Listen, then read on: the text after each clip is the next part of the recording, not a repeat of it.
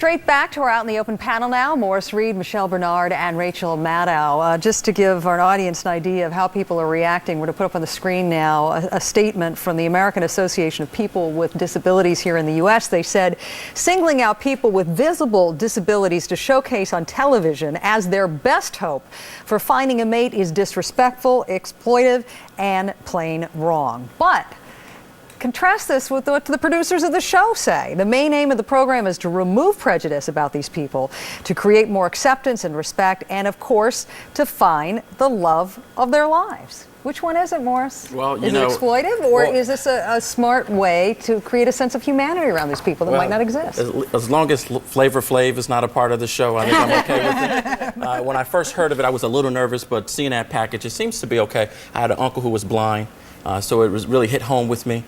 So if it's done in a tasteful way, most reality shows in America, however, are not done in a tasteful way. And as long as Flavor Flav is not involved, or New York, I think I can live with it if the participants feel like this is something that's important to them. It's one thing, had the Dutch Association of People with Disabilities decided we want to do this for ourselves and we want to put ourselves out there so people know that we're interesting and should be dated, I'd feel okay about it. The producers saying they're doing this all for the dignity of disabled people, I just don't believe the producers. They're doing this to make money. Of course. And so they're doing this to exploit. But they make money off people having facelifts. They make money off of people exposing all parts of their lives on TV. Everybody is allowed to take whatever it is about themselves that is exploitable and exploit it for fun and profit and sex and fame and food stamps. I mean, everybody can cash in their dignity for anything they want. We have to decide, is it moral for us to enjoy them exploiting themselves? Well, we all like a good train wreck. And when I heard that, I thought, maybe it's a train wreck, but it appears to be okay. But at the root of this debate, is there a question that maybe as a society, we are not comfortable with people with disabilities, and maybe that's why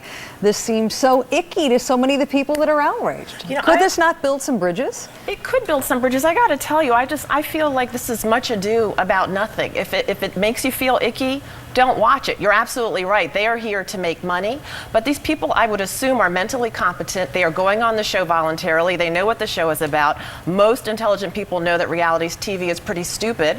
And if they want to do it, they should do it. Who cares? I just think it's silly. But I do think that we have to decide, like, how far are we going to go with what we're willing to say is okay just because it's entertainment? How much are we going to say, like, watching 24 torture people every week? Oh, it's cool. It's just entertainment. Watching disabled people try to get dates with normal people, as they describe them here. That sounds cool. Let's watch that. Let's watch car crashes. Let's watch other people. Do you have a right to tell the participants, because you're disabled, we don't think you should do this? It's really a question of individual liberty. If they want to do it, more power to them. Don't turn it off. I'm not saying they don't have a right to do this. I'm saying I have a right to make fun of them mercilessly for doing it. I'm just saying and to turn off the television. And you know what? If enough people turn off the television, it won't be on the air anymore. Why would you make fun of them for participating in the show? I wouldn't make fun of the disabled people for participating in the show. I'd just make fun of the people who greenlit this as a project for a reality show. Same as I would for the Flavor Flav show, honestly. Like, that ended up being great for Flav. I'm not It ended up being great for him. Agree with that.